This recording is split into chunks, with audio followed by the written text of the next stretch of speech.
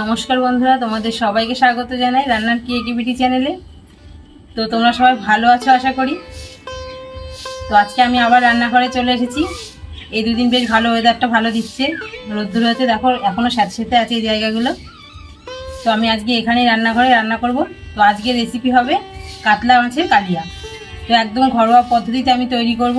তোমরা ভিডিওটা সম্পূর্ণ দেখতে থাকো, আশা করি রেসিপিটা তোমাদের ভালো লাগবে।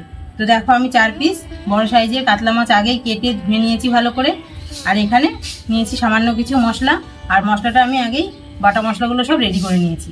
তোমরা ভিডিওর সঙ্গে থাকো। তো প্রথমে আমি মাছটাকে ভালো করে আগে মেখে নেব।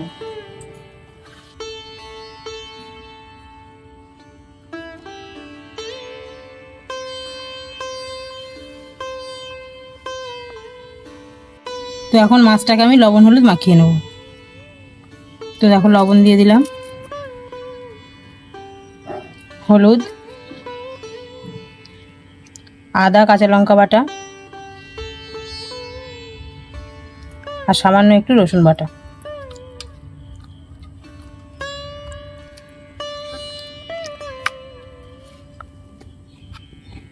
এবার দিয়ে দেবো সামান্য একটু তেল।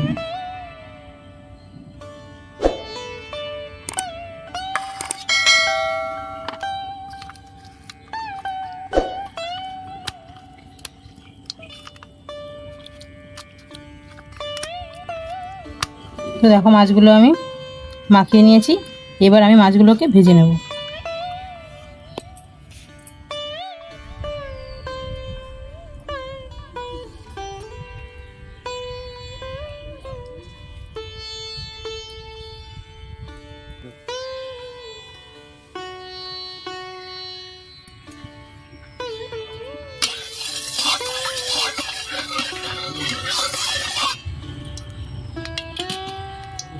তো দেখো কড়াইতে তেল দিয়ে দিয়েছি, তেলের মধ্যে সামান্য লবণ দেবো। এই লবণটা দিলে কি হয়, মাছটা তলায় লেগে যায়।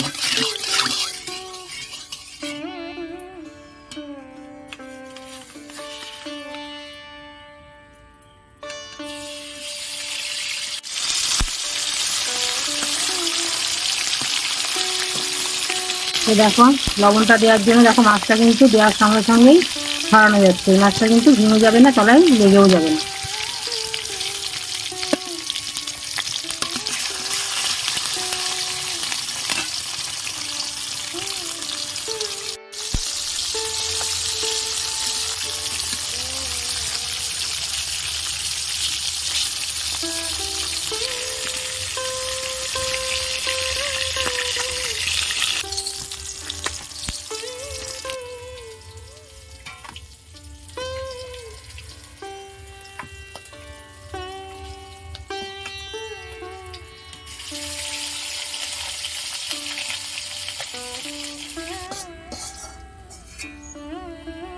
তো দেখো মাছগুলো আমি ভেজে তুলে নিয়েছি। এবার একটা পেঁয়াজ কুচি নিয়েছি, সেটা আমি ভেজে নেব।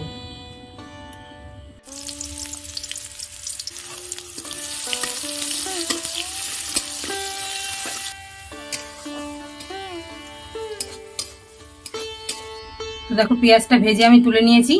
এবার আমি 2টো তেজপাতা, 3টে এলাচ আর লবঙ্গ আর দারচিনি ফোড়নে দিয়ে দেবো।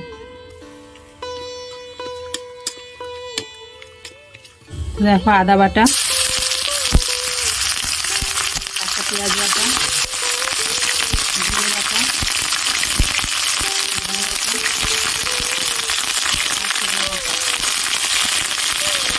এবার দিয়ে দেবো সামান্য পরিমাণ জল, যাতে মশলাটা করে নেব।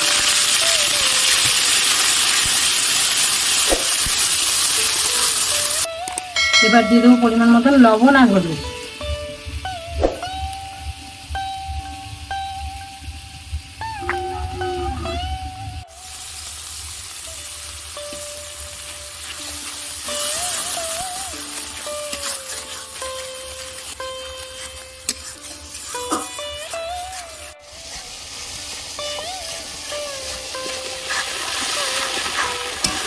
তো দেখো মশলাটা একটু নেড়ে চেড়ে কষিয়ে নিয়েছি। এবার দিয়ে দেবো টমেটো বাটা।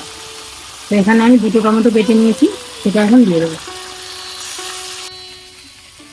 এবার দিয়ে দেবো সামান্য একটু 2 কোয়া রসুন বেটে রেখেছিলাম, সেটা দিয়ে দেবো। কালারের জন্য দেবো একটু কাশ্মীরি লঙ্কার গুঁড়ো, এটা তোমরা না চাইলে নাও দিতে পারো। এবার দিয়ে দেবো ভেজে রাখা পেঁয়াজগুলো।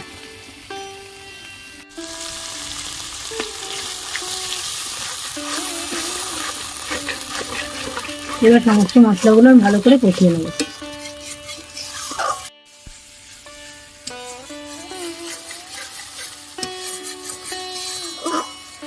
তো বন্ধুরা দেখো মশলাটা আমি ভালো করে কষিয়ে নিয়েছি, দেখো মশলা দিয়ে তেল ছাড়তে শুরু করেছে। এবার আমি দিয়ে দেবো অল্প একটু টক দই। আর টক দইটা দেওয়ার সময় খেয়াল রাখবে জালটা একদম কমিয়ে দিতে হবে, নাহলে কিন্তু দইটা ছাড়া ছাড়া একটা ভাব হয়ে যাবে।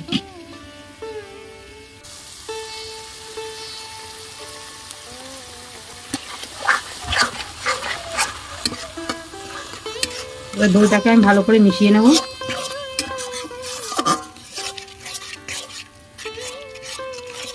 তো দেখো মশলার সঙ্গে দইটাকে ভালো করে মিশিয়ে নিয়েছি। এবার সামান্য পরিমাণ চিনি দিয়ে দেবো।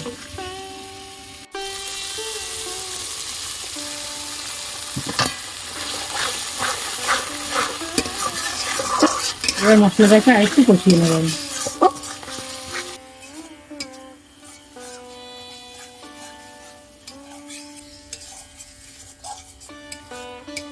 তো বন্ধুরা দেখো মশলাটা একদম কষিয়ে নিয়েছি, আর দেখো সাইড দিয়ে কিন্তু তেল ছাড়তে শুরু করে দিয়েছে। এবার আমি দিয়ে দেবো পরিমাণ মতন জল।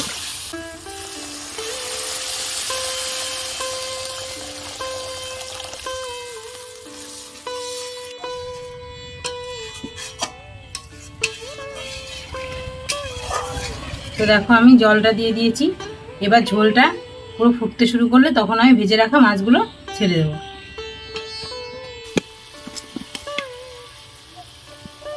তো দেখো এখন আমি মাছগুলো ছেড়ে দেবো।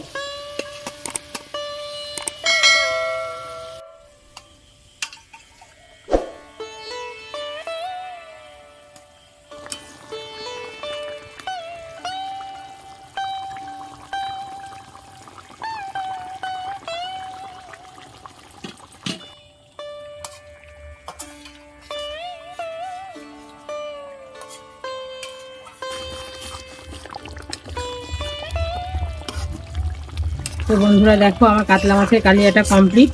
এবার আমি একটু গুঁড়ো মশলা আর ধনেপাতা দিয়ে নামিয়ে নিই।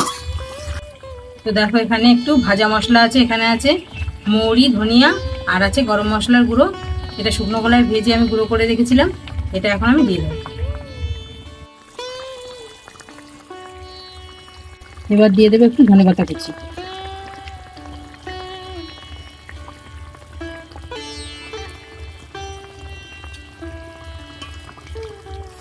তো বন্ধুরা দেখো কাতলা মাছের কালিয়াটা কত সুন্দর কালার হয়েছে, আর দেখতে কত সুন্দর লাগছে। তো এটা খেতে কিন্তু অসাধারণ একটা রেসিপি। তো বন্ধুরা দেখো আমার কাতলা মাছের কালিয়াটা কমপ্লিট। এখন আমি এটাকে নামিয়ে নেব। আর রেসিপিটা দেখো একদম অতি সহজেই রান্না করা যায়। তো বন্ধুরা দেখো কাতলা মাছের কালিয়াটা আমার কমপ্লিট। এটা কিন্তু পুরো রেস্টুরেন্টের মতোই লাগছে দেখতে। আর এই রেসিপিটা কিন্তু একদম অতি সহজেই ঘরে তৈরি করে ফেলা যায়। তো এখন আমি মাছগুলোকে নামিয়ে নেব।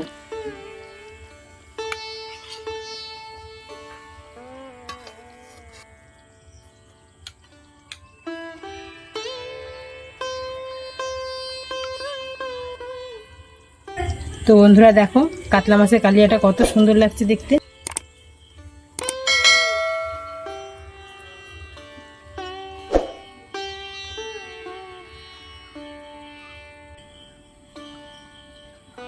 তো বন্ধুরা দেখো একদম রেস্টুরেন্টের মতো করে আমি ঘরেই তৈরি করে ফেললাম কাতলা মাছের কালিয়া। এটা দেখতে যেমন সুন্দর লাগছে, খেতেও কিন্তু বেশ স্বাদের। তোমরাও এই রেসিপিটা বাড়িতে ট্রাই করতে পারো, আর বাড়িতে আত্মীয় স্বজন আসলেও এই রেসিপিটা তোমরা তৈরি করে ফেলতে পারো। রেসিপিটা আশা করি তোমাদের ভালো লাগবে। আর আমার চ্যানেলটিকে অবশ্যই সাবস্ক্রাইব করে রেখো।